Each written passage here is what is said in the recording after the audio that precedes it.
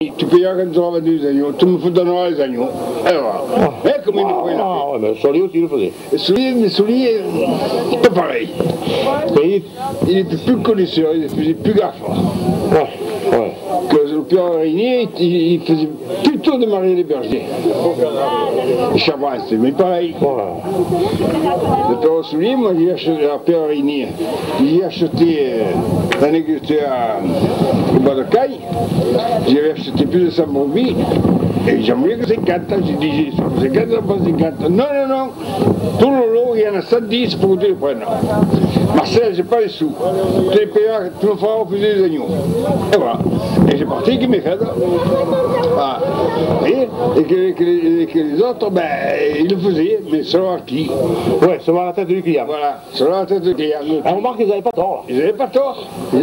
Parce que pourquoi tu sais comment. Et ouais, mais pour faire démarrer une jeune, c'était le père Régnier. Voilà. Moi, j'ai fait acheter des brebis à Béchy au Martigue, qui les a pris de Régnier. Il en a pris 200, les planes de Peur Brunin, de Toine, au printemps, 200 tangonières. Mais il les a payés petit à petit après, que les autres, ils n'auraient peut-être pas fait. Et ça, je parle de 40 ans, là. Donc pour les jeunes, ils les aidaient un peu. Il les aidait, le père Régnier, il les aidait plus de jeunes. Voilà, on les faisait la vente, il les faisait démarrer. Maintenant après, quand il est tué, quand il pouvait tuer, il achetait les brebis, il mélangeait les brebis, tu vitoyais comme moi. Et après, il n'avait plus d'hiro ni brebis. Il n'avait plus que la camise. Et ça arrivait. Dis-moi, Jeannot, comment on compte les brebis quand tu as ton troupeau, comment tu comptes les brebis pour savoir est-ce que tu les estimes comme ça, pour savoir combien tu les comptes. Ça à l'œil. Au pas. Ça fait passer au pas. Une ou deux à la fois. Un pas, c'était un noir qui en passe une. Il a une, deux ou trois. Deux. En général, il passe deux. Ouais. Mais c'est un couloir. Un couloir long comme d'ici. Un peu long. Un couloir pour pas qu'elle s'étouffe. Allez. Pour avoir une estimation, comment tu fais, Jeannot, pour avoir une estimation d'un troupeau? Comment tu l'estimes? Ça, c'est un peu le coup d'œil, ça. C'est un peu l'habitude des bergers. C'est une grosse habitude, ça. Voilà, il faut savoir combien il y en avait, là, au juste. Alors là, il y a 2500 bêtes, hein. Comme moi, hier matin, à Salon, je savais ce qu'il y en avait, moi, je le savais, moi. À 20 près, je le savais.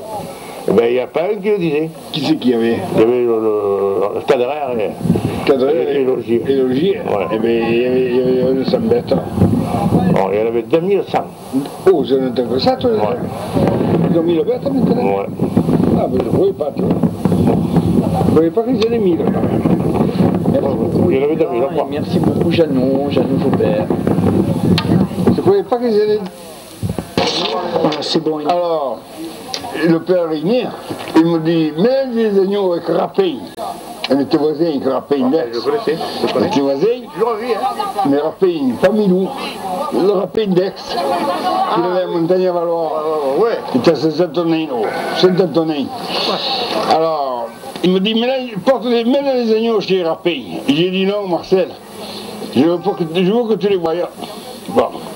J'ai dit, je te les descendrai et je te les verrai. J'ai descendu et je les ai menés à la maison, à Apte, c'est à Saint-Julie. Le mercredi, je vois le père Régnier. Il me dit, tu as descendu les agneaux? Je dis, oui. Il me dit, demain je vais les voir. Je dis, demain trop tard. Et Maurice Chaban qui me les avait demandé. Il dit, demain trop tard. Faut que tu viennes aujourd'hui. Il me dit, bien là, je vais l'après-midi. L'après-midi, il vient et achète les agneaux. Et quand il me les a payés, il m'a fait peut-être 2000 francs par agneau. 20 francs à ce moment-là. 20 francs maintenant, c'est 20 francs avant, c'était 2000. Voilà. Et les agneaux, ils pesaient moins que ce que lui il estimait. Quand il les a pesés, il m'a fait peut-être 200 000 francs. Il y avait 100 mal, 200 000 francs de moins. Parce que je n'ai jamais trouvé vendu à Marcel.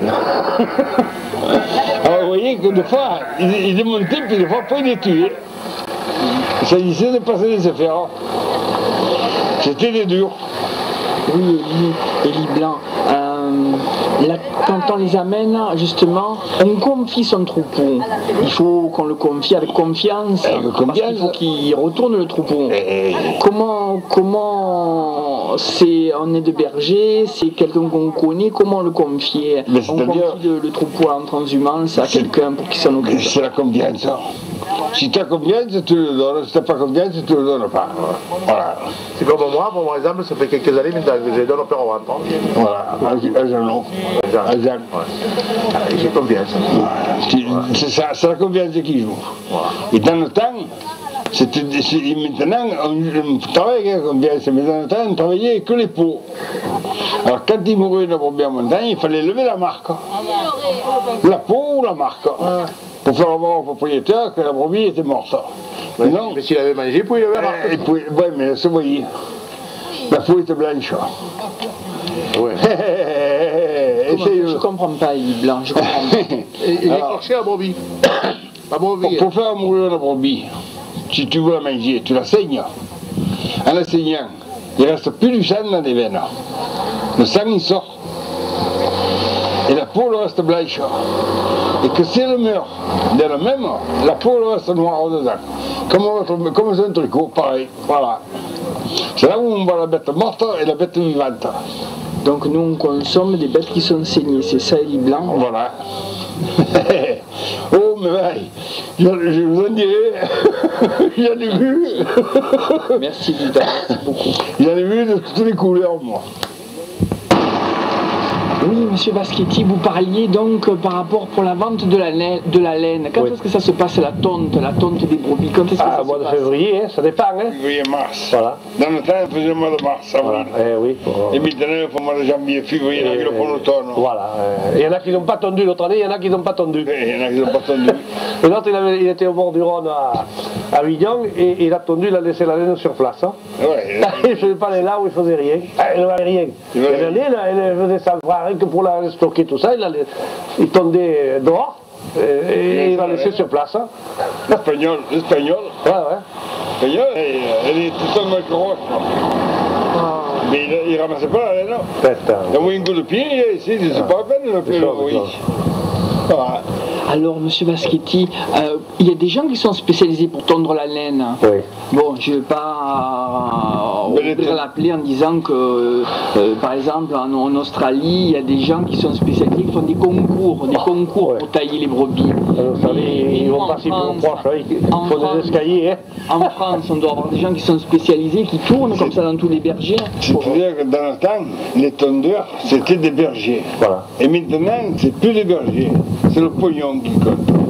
Voilà. Moi, j'ai tondu au ciseau, mais il y en a deux de bergers là. Quand tu avais tondu dans toute la saison, 50, 60 brebis par jour, tu avais bien travaillé. Maintenant, ils en font 200, 220, comme elles sont tondues, elles partent comme elles sont. Je ne cherche pas à comprendre. Dans le Il y en a temps, qui sont bien tondus. non, ouais. Moi, une fois, on m'a fait un reproche pourquoi la brebis elle est épicée et que la laine blanche, elle était venue noire, qu'on aurait dit qu'elle n'était pas coupée. Mais le bonhomme, il a attrapé la brebis pour la retourner sur le bateau pour faire voir que la brebis était mal tondue.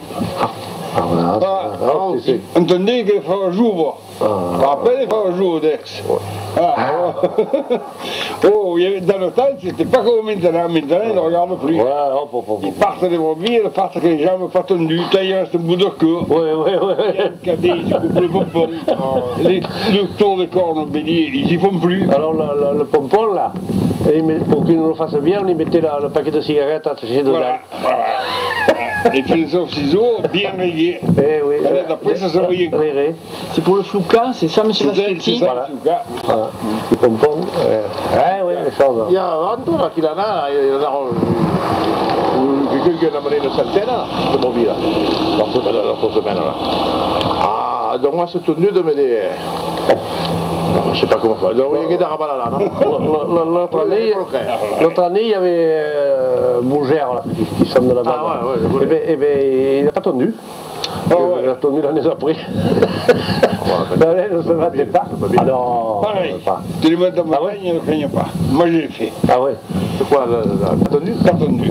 Une année, moi. Ouais, mais là, on aurait dit qu'ils avaient la gale, là, il avait tombé, il y en avait de tous les pieds, là, ça marche en marque, quoi.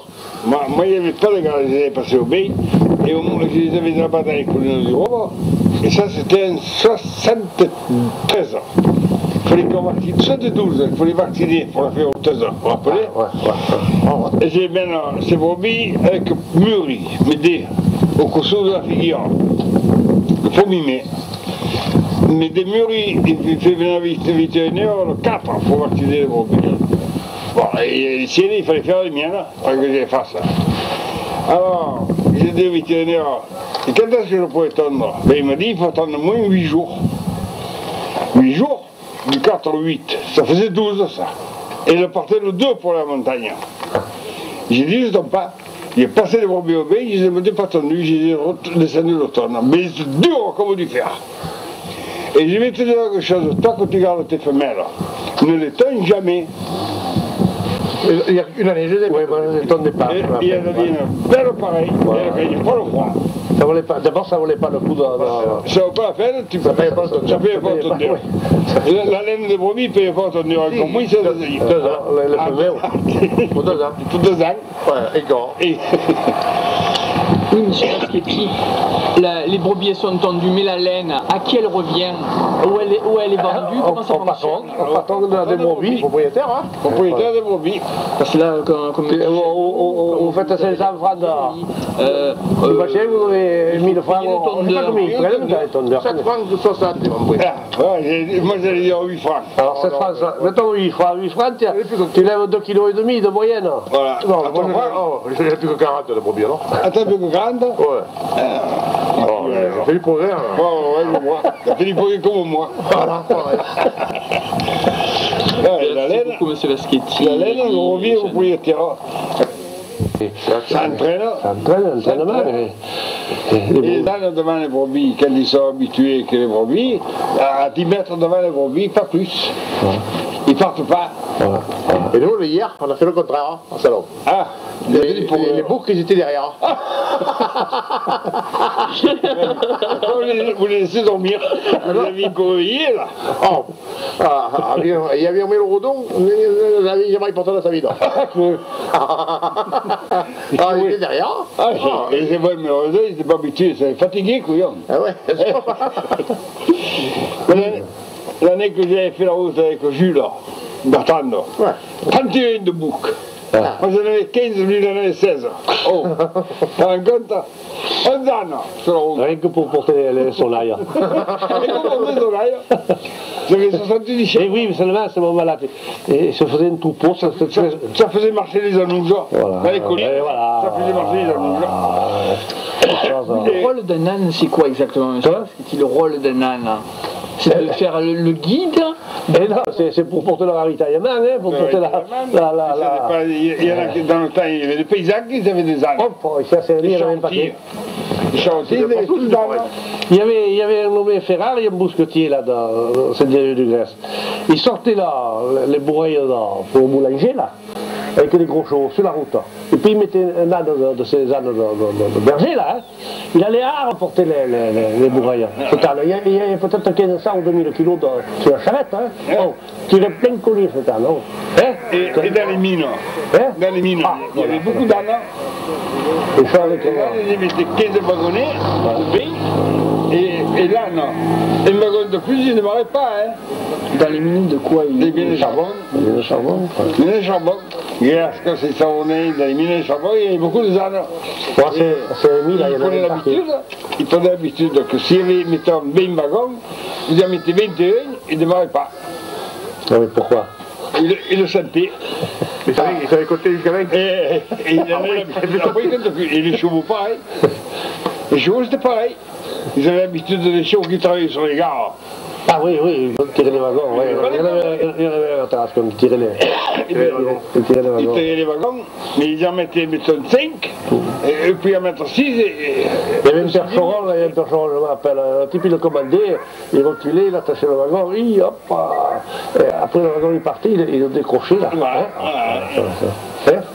Et à ce moment, M. Paschetti, il y a un marché pour les ânes, où on les vend à qui? Ah, ben, pour mettre dans le jardin, pour faire amuser les gens. Pour faire joli. Quand il y a une mort qui l'ont, ils le vendent. Parce qu'il faut s'en occuper. Voilà. S'en occuper. Oui. Ah, ben, il y a des gens qui ont des terrains, ils vont nous machiner. Alors j'ai une question pour M. Paschetti, pour Jeannot. Il voudrait savoir si Justine, si elle attend un anon. Comment on peut le voir ça? trop difficile, hein. Il n'y a rien que Nana qui peut le voir. Oui. Parce que Nana, il est moins con que nous. Lui, il a 5 et si c'est lancé, il peut non. Et nous, on peut Est-ce qu'il a une démarche, un comportement différent? On le voit après, on le voit, 2 ou 3 mois avant à peine. Deux fois 3 mois. La mienne, je l'ai laissé 5 jours. Alors, faut le savoir. Il en a resté 5 jours. Oui. Puis il y en a qui passent, puis on te le parle, 3 mois après le repas, c'est une merde. Comme là, on avait une jument, alors il y avait un type qui venait, on nommait Rochette. Alors mon père il dit regarde un peu, on se plaint. Alors il mettait la machine à la main. Oh putain, le poulet il m'a passé sous la main. Tu penses qu'il n'a jamais fait de poulet de sa vie, hein? Si, il se plaint, le poulet alors on faisait boire, un boulet, on dit. C'est pas sorti. On la boire, ça. Ouais, c'est exact. Ça fait bouger le poulet. Ça fait bouger le poulet, le ventre. Le rugby l'hiver quand il fait froid. Oui. On marque l'agneau il bouge dans la Il bouge un peu là. Enfin, celle-là, elle bougeait un peu, mais elle n'a jamais fait de poulet. Oui, Monsieur Baschetti, et la Lune, vous m'aviez parlé l'année dernière par rapport aux ânes, les ondes des périodes c'est un peu peut-être bon, comme les femmes, peut-être chez nous les êtres humains, mais comment ça fonctionne? Vous m'aviez dit le cycle par rapport au il faut compter un an bon poids. Il faut compter... 64 jours, 13 lunes. Voilà. Les ânes. J'en ai parlé là des fois que... Et puis d'autres, c'est rare, il faut l'année bon poids. Il faut l'année. L'année bon poids. Moi j'ai toujours remarqué qu'il faut Maintenant ça dépend un peu, il y a des fois. Peut-être qu'il faut 3 4 jours avant. Les mois, il y a de 31 et de 30 ans. Oui. Et là il faut le vétérinaire ou c'est l'éleveur qui fait normalement, s'il fait de marché, si vous allez chercher le vétérinaire, alors là... Là il vaut mieux que là, non? Ah ouais,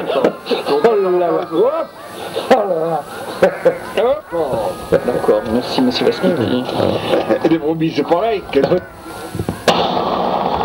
Oui, Elie Blanc, concernant justement par rapport aux naissances,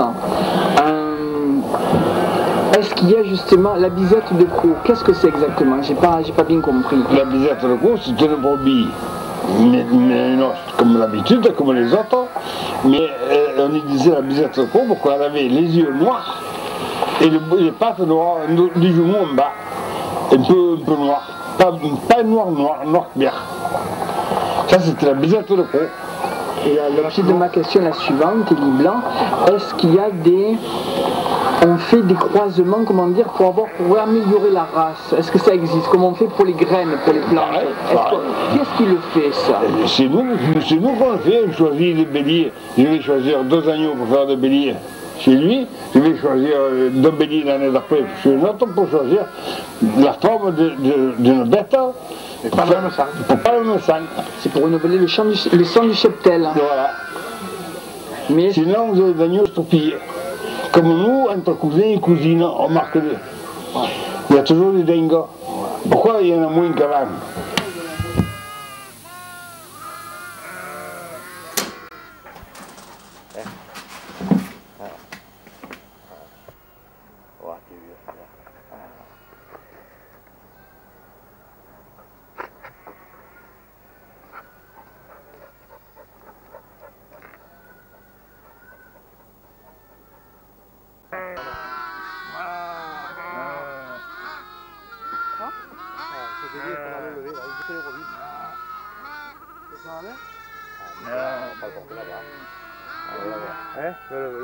L'agneau mâle qu'il y a là, tu vois pas?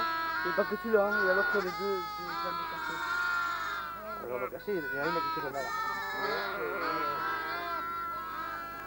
Qu'est-ce qu'elle fait la mère? Elle fait que ça, putain.